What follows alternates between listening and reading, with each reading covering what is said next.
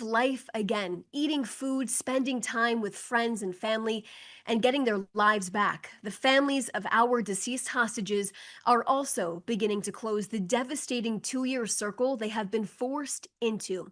We have 7 hostages still in Gaza right now, and we will not stop demanding for each and every one of them to be returned home for a dignified burial.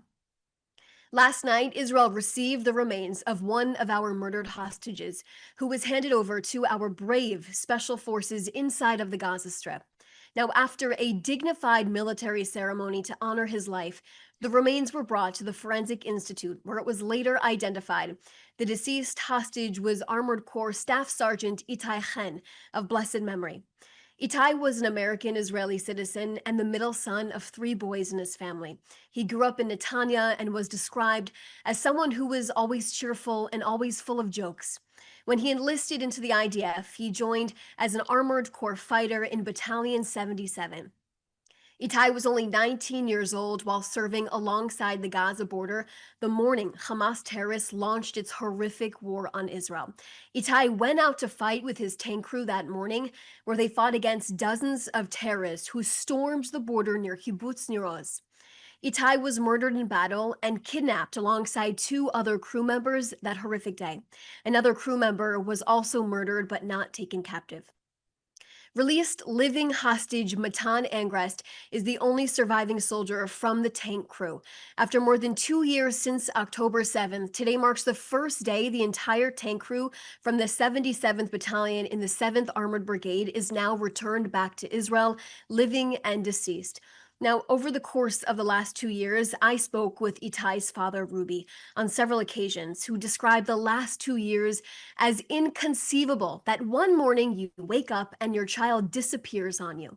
He pleaded to the world to not think of his son as just a headline, but as a person with a story, a life, a family, and a future that was ripped away from him.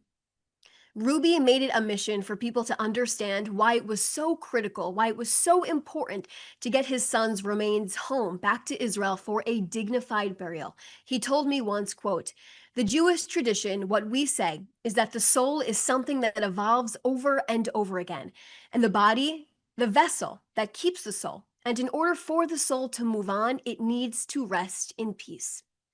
Itai, alongside other tank crew, is a hero and put his life on the line for the safety of the state of Israel and its citizens. Prime Minister Netanyahu spoke overnight with Itai's family, who expressed his condolences on behalf of him and the entire nation of Israel, embracing each member of his family.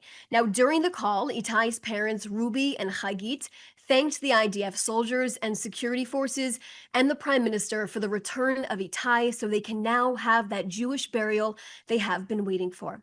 They asked the prime minister during that phone call conversation to continue working for the return of all of our murdered hostages in Hamas captivity. The prime minister responded that he is determined to bring all of our remaining hostages back home, all 7 of them in captivity. Israel, its security forces, and the IDF are continuing to uphold its side of the agreement, and we will not compromise on returning all of our hostages. The mediating countries must insist on the full execution of the framework and hold Hamas accountable for its violations that continue throughout this week. On Tuesday, another terrorist was identified crossing the yellow line and approaching IDF soldiers in the northern part of the Gaza Strip, posing an immediate threat to them. After identification, the terrorist was eliminated in order to remove that threat.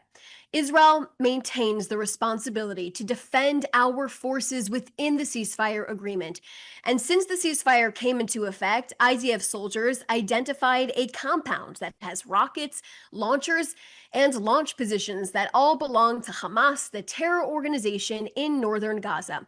An underground tunnel route spanning hundreds of meters long and tens of meters deep was located in the area of Jabalia, which was dismantled by our soldiers. Now, on the issue of aid, Israel continues to facilitate the entry of hundreds of trucks of aid entering the Gaza Strip on a daily basis as we continue to uphold our side of the ceasefire agreement. Israel is upholding the agreement to the letter. Unfortunately, the United Nations are incorrectly stating that there is not enough aid going into Gaza. Just a quarter of the aid currently entering Gaza is from the United Nations. The UN is often unaware of other agencies, and despite the UN statements and rhetoric, they're ready to scale up and increase aid. This has not been matched by the reality on the ground. The UN has not scaled up its operation. Meanwhile, trucks continue to flow in and out of the Kerem Shalom crossing on a daily basis.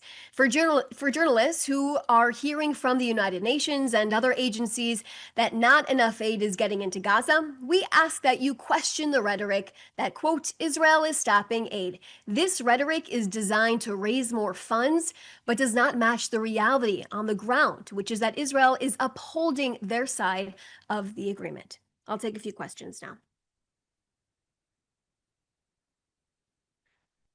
Jean from PBS News, now that it's official that Zoran Mamdani is the new mayor of New York, and in view of his previous statements on Israel and also that he would arrest Prime Minister Netanyahu if he sets foot in New York, what is your office's reaction to his election and response on this?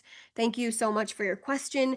I want to continue to reiterate the relationship Prime Minister Netanyahu has with President Trump. Of course, we've seen these election results, but it does not, of course, undermine the incredible, enormous relationship the Prime Minister has with President Trump and the accomplishments that we have been able to get to because of this relationship that they have forged together. We have a bond that is stronger than ever between Israel and the United States right now. And of course, it's based on our shared democratic values and dedication to our security and peace for countries in the entire free world. We thank President Trump for helping Prime Minister Netanyahu, like I said, forge this incredible relationship. And of course, his administration, we thank them for their steadfast support as well. Hilde Gran from TV2 Norway. What can you say about the different militias reportedly operating within the IDF-controlled areas in Gaza?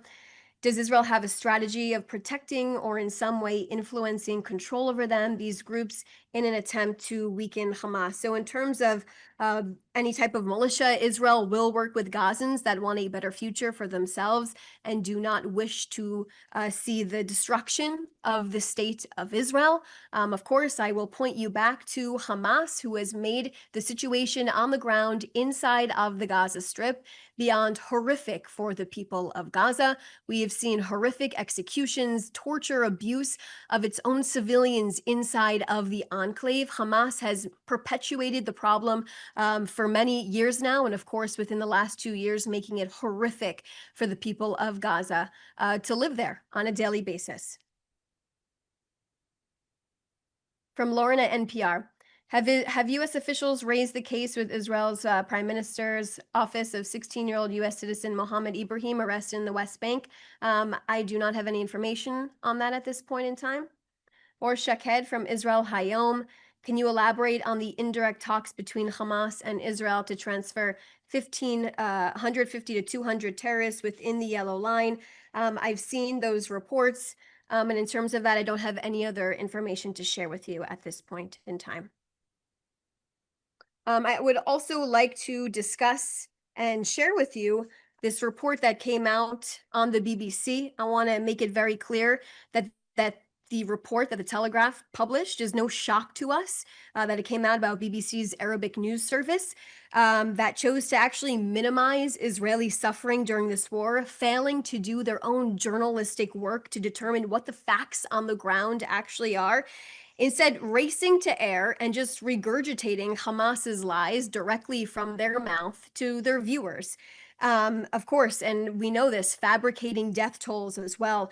Let's also not forget that the BBC worked directly with Hamas for a documentary, disguising a 13-year-old boy to be like everyone else in Gaza who narrated the film. Meanwhile, his father was a Hamas deputy minister, and the BBC actually paid money to Hamas. Now, platforms like BBC Arabic are expected to abide by all journalistic ethics, of course, while approaching any other story and asking the right questions on all sides before rushing to any type of judgment and putting things on the air. Of course, their lies have been perpetuated around the world. Those are all the questions that I see right now. I see Jean from PBS. Please follow up. You didn't answer me on Mamdani, though. I actually did answer you on Mamdani, and that is my response to that. Thanks so much for your time. Appreciate it. And if anyone has any other questions, please feel free to reach out to us.